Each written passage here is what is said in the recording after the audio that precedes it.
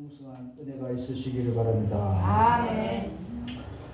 첫 번째로 왕이 될 사람은 하나님이 택하신 자를 세우라고 그렇게 말씀하고 있습니다.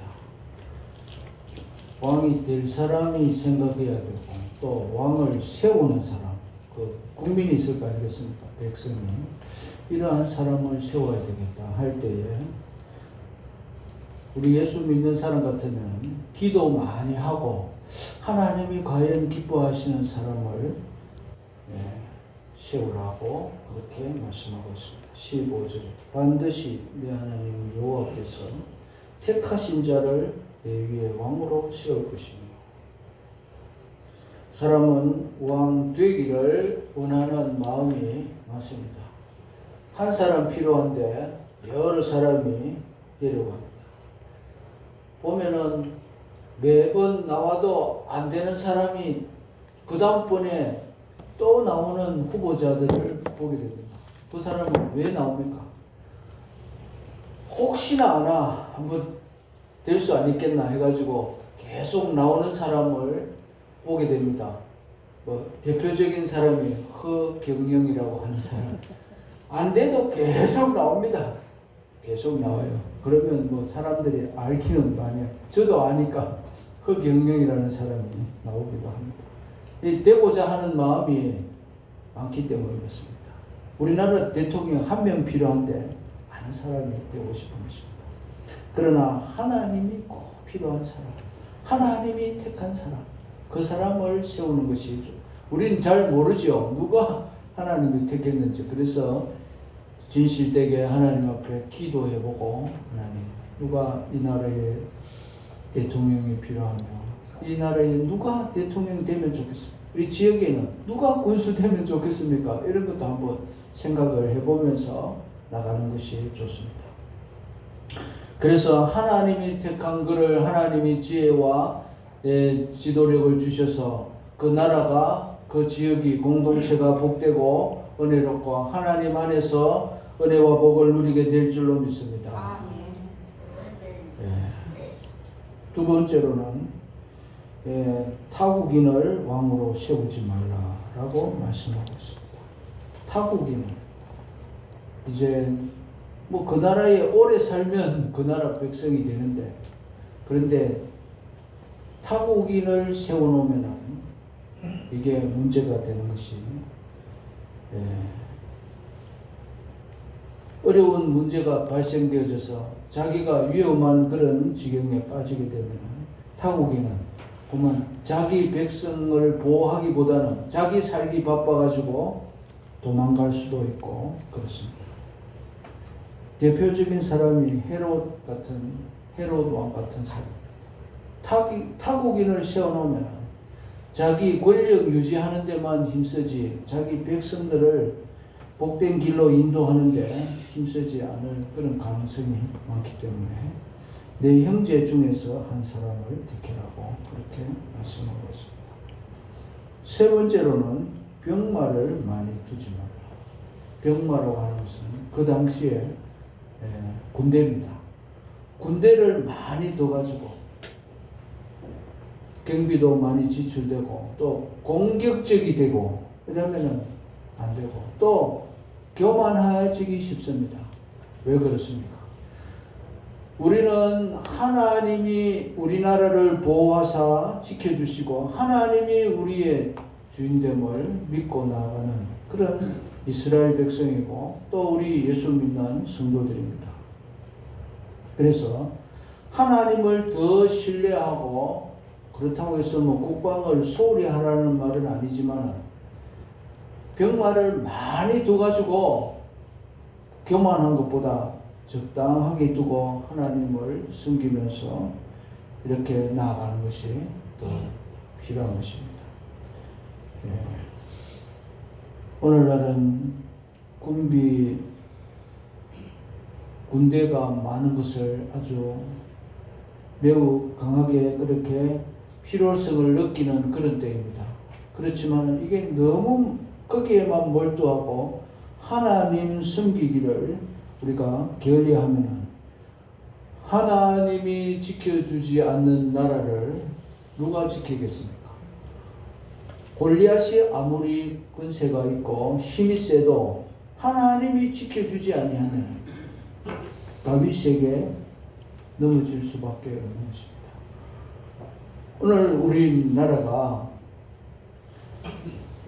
주변에 여러 강대국이 많은데 하나님이 안 지켜주면은 이거는 우리가 우리 힘으로 얼마만큼의 군비를 준비를 해야지 우리 스스로 나라를 지킬 수가 있겠습니까? 그것은 거의 불가능합니다. 거의 불가능. 하나님이 우리나라를 지켜줄 때에 우리는 그 속에서 보호받을 줄로 믿습니다. 예, 그 다음에는 이제 왕이 된 사람은 아내를 많이 두지 말라라고 그렇게 말씀하고 있습니다. 왜냐하면 그의 마음이 미혹되게 될까 싶어서 그렇습니다. 그 대표적인 사람이 솔로몬인데요. 솔로몬은 이제 이 전쟁을 하지 아니하고 사이좋게 잘 지내기 위해서 이웃 나라에 공주를 많이 데려왔습니다. 그래서 공주를 그냥 데리다 놓으면 되겠습니까? 혼인을 해야죠. 왕비로 대접을 해야죠. 그러면은 그 공주가, 그 왕비가 자기 주장을 펴는 것입니다. 이웃 나라가 가지고 있는 그 풍습, 문화, 종교를 거기다가 이제 실행하려고 할 때에 왕이 그것을 막기가 어렵습니다. 막기가 어렵습니다. 그래서 아내를 많이 두지 말아라고 그렇게 말씀하고 있습니다. 솔로몬은 그 아내들 때문에 어려움을 당한 것을 보게 됩니다. 열왕기상 11장 1절에 보면 1절부터 보면 솔로몬 왕이 바로의 딸 외에 이방의 많은 여인을 사랑하였으니 곧 모압과 암몬과 에돔과 시돈과 헷 여인과 여호와께서 일찍이 이 여러 백성에 대하여 이스라엘 자손에게 말씀하시기를 너희는 그들과 서로 통혼하지 말며 그들도 너희와 서로 통혼하게 하지 말라. 그들이 반드시 너희의 마음을 돌려 그들의 신들을 따르게 하리니 하셨으나 솔로몬이 그들을 사랑하였더라. 왕은 이 솔로몬을 말합니다. 왕은 후궁이 700명이요 첩이 300명이라. 그의 여인들이 왕의 마음을 돌아서게 하였더라. 솔로몬이 나이가 많을 때에 그 여인들이 그의 마음을 돌려 다른 신들을 따르게 하였으므로 왕의 마음이 그의 아버지 다윗의 마음 같지 아니하여 그의 하나님 여호와 앞에 온전하지 못하였으니 이는 시돈 사람의 여신 아스다롯을 따르고 암몬 사람의 가증한 밀곰을 따릅니다. 이렇게 말씀하고 있습니다. 그래서 아내를 많이 두지 말라라고 이렇게 했습니다. 그 다음으로는 왕은 자기를 위하여 은금을 많이 쌓지 말 것입니다. 이렇게 말씀하고 있습니다. 이제 권력을 가지면 재물을 가지고 싶은 그런 마음이 있습니다. 그래서 빈종필 그 당시 국무총리였던 분이 조금 권력을 이용해서 제주도에다가 좀 큰 땅을 좀 자기 것으로 소유를 했는데 이게 막 원성이 많습니다. 그래가지고 다 이제 빼앗기게 되어졌어요. 그래서 정치는 허업이다 그런 말을. 허업은 뭡니까? 뭘 해도 이게 좀 뭐 유익이 되는가 싶어가지고 좀 자기 걸로 만들어 놓으면은 이게 또 뒤에 사람이 나타나가지고 그거는 부정이다 뭐 부패다 해가지고 다 이제 빼앗아 가니까 허업이다 그러는데 허업이라 하기 전에 이 권력을 가지고 돈을 지불을 하려고 하면 그게 문제가 되는 것입니다. 지금 중국에 우리가 중국하고 미국하고 지금 무역 전쟁을 하고 있지 않습니까? 이 중국하고 무역 전쟁하고 있는 가운데 이제 뭐 다 어느 나라나 그게 정도 차이는 있겠으나 중국이 미국보다 부패 정도가 더 심합니다. 부패 정도가 한 20배는 더 심하다고 그렇게 말합니다. 왜 그런 거 하니? 중국의 그 지도급에 있는 160명 정도를 뽑아가지고 그 가진 재산을 다 계산을 하니까 1인당 평균 1조 원이 넘는다고 합니다. 지도급에 있는 시진핑을 비롯해서 160명. 그런데 미국에 있는 그 지도급에 있는 사람 660명을 조사를 해보니까 1인당 평균이 200억 정도밖에 안 돼요. 그 권력을 가지고 경제인 말고 경제인 말고 권력을 잡아. 그러니까 이게 그 돈을 유지를 하고 또 보유를 하고 더 늘리기 위해서 얼마나 사회적으로 경제적으로 굉장한 부조리가 심하니까 이게 무역 전쟁이 일어나게 되는 원인이 아닌가 그런 생각을 해봅니다. 하나님은 오늘 이 신명기는 모세의 설교이지 않습니까? 이스라엘 나라의 왕이 세워지기도 전에 모세의 입을 통해서 왕이 되는 사람은 자기를 위하여 은금을 많이 쌓지 말 것이니라. 신명기 17장 17절에 그렇게 말씀하고 있습니다. 권력을 이용해서 은금을 많이 쌓으면 그 은금이 어디서 나옵니까? 국민에게서 나오지. 여러분 조선시대에 가렴주구라는 말을 들어봤습니까?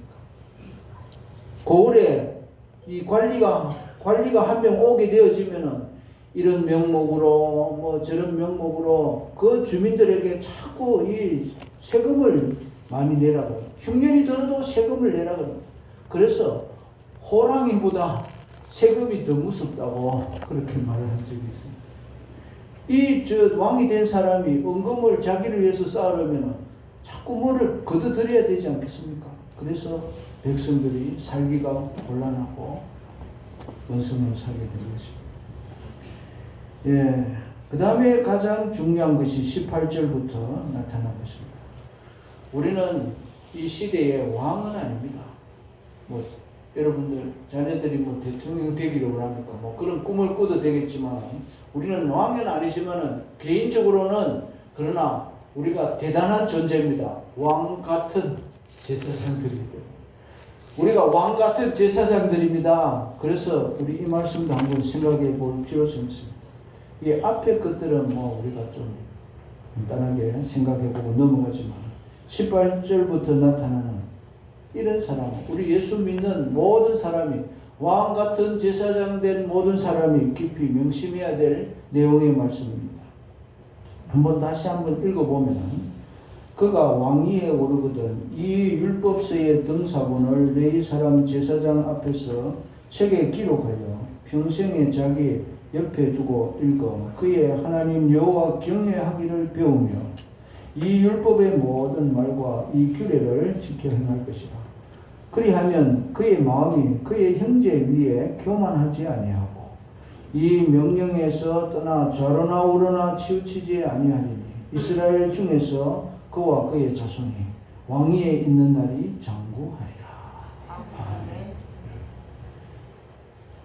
왕이 됐다고 교만하면 어찌 되겠습니까? 여러분 역사를 보면 교만하면은 안 됩니다. 교만하면은 그 왕위에서 오래 있을 수도 없고 그 자손이 왕위를 계속 이어갈 수도 없고 왕이 됐다고 교만하면은 그 사람은 망하게 되어져 있습니다.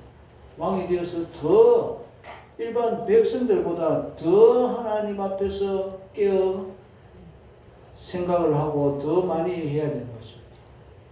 아니면은 왕위에서 우리나라는 대통령 단임제니까 대통령 하고 난 뒤에 그 뒤에 어떻게 될지 모르는 것입니다. 우리나라에는 대통령이 평안하고 행복하게 그렇게 여생을 보낸 사람이 거의 없습니다.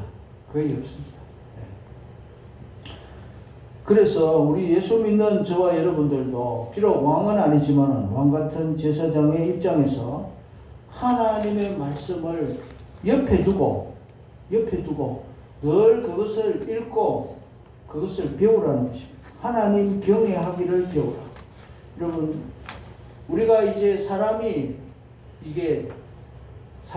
좀 뭐 가진 게 있고 능력이 있으면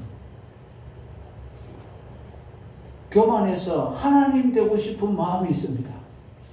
뭐 우리는 그런 마음이 없을지라도 내놓으라 하는 그런 생각을 가지기가 쉽습니다. 이게 그래 되면 좀 뭐 재미가 있거든요. 나 외에 다른 사람은 없다. 이런 생각을 가지면은 그게 최고로 재미있는 것입니다. 그러나 우리 하나님 앞에서 내가 최고라고 생각하면 하나님은 우리 마음에, 우리 중심에 설 자리가 없습니다. 여러분, 내가 최고인데 하나님을 어디에 두어야 됩니까? 2등이나 3등이나 거기 두어야지. 내가 최고인데. 그래서 하나님 경외하기를 배우라. 왕이 된 사람은 자기 위에 아무도 없잖아요. 영의 정도 대단하다 그러는데, 영의 정도 자기 위에 한 명밖에 없으니까 대단하다고 그러는데, 왕은 이런 말할 게 없잖아요. 물론 뭐 유한한 인간이지만은 그래도 그 시대에, 그때의 자기의 위치는 굉장한 것입니다. 하나님이 느부갓네살 왕이라고 하는 바벨론에 큰 임금이 있었습니다. 그 사람에 대해서도 하나님이 교만한 그의 마음을 꺾으셔서 소처럼 풀을 먹는 그런 세월을 보내도록 했습니다. 이게 뭡니까? 네가 아무리 대제국 바벨론 나라의 큰 나라의 왕이라 할지라도 하나님을 섬기는 이스라엘 나라를 다 거꾸로 때리고 거기에 있는 모든 보물, 성전 안에 있는 모든 것을 다 가져온 왕이라 할지라도 네가 하나님을 그렇게 가볍게 여기면 너는 아무것도 아니다 라고 하는 것입니다. 오늘 우리는 비록 실제로 왕은 아니지만 왕 같은 제사장으로서 하나님 앞에서 겸손하면 은혜가 풍성합니다. 겸손하기 위해서는 하나님 경외하기를 배워야 됩니다. 이 시간에도 설교를 듣는 것이 하나님 경외하는 것 배우는 시간이라 할 수 있습니다. 성경책을 가까이 두고 그걸 등사해가지고 옛날에는 제사장들만, 서기관들만 성경을 가지고 있는 겁니다. 이게 귀하기 때문에. 그 두루마리가 귀하기 때문에 제사장들만 가지고 있는데 왕은 이제 그걸 안 가지고 있습니다. 안 가지고 있어요. 그래서 그거를 등사를 해가지고 그거를 뺏기 적어가지고 자기 앞에다가 딱 그거를 놓고 책으로 만들어서 그걸 놓고 늘 그것을 읽으면서 하나님 경외하기를 배우라고 말씀하고 있습니다. 그 미국에는 대통령이 되면은 이 성경을 가지고 그 목사님이 성경을 이뤄놓고 대통령 선서할 때 여기에 성경에 손을 얹고 내가 하나님 말씀에 준해서 이 나라를 잘 다스리겠습니다. 그렇게 선서한다고 합니다. 아주 잘하는 것입니다. 하나님보다 더 높아지면은 제대로 나라를 통치하겠습니까? 안 됩니다. 하나님이 싫어하시고 될 수가 없는 것입니다. 그래서 하나님 경외하기를 배우면은 누구든지 왕이든지 대통령이든지 왕같은 제사장, 예수 믿는 성도든지 모두 다 하나님 앞에 사랑받고 그 자손 대대로 장구한 평안과 복을 누리게 될 줄로 믿습니다. 네, 그렇습니다. 그리고 그 말씀을 또 순종하려고 생각하면 교만하지 않냐. 그런 사람이 대통령 되면 잘할 것입니다. 그런 사람이 되어야 되고 또 우리 자신도 비록 이 세상의 왕은 아니지만 하나님 앞에서 단독자로서 개인이 늘 하나님 앞에 겸손하고 하나님 잘 순종하고 하나님의 나라와 그 의를 위하여 하나님 말씀을 잘 배우고 순종해서 그것을 지켜서 하나님 앞에 복 받는 자가 되어야 되지. 하나님이 싫어하는 자가 되면 곤란합니다. 오늘 우리는 이스라엘 나라의 왕이 될 사람은 이러해야 한다.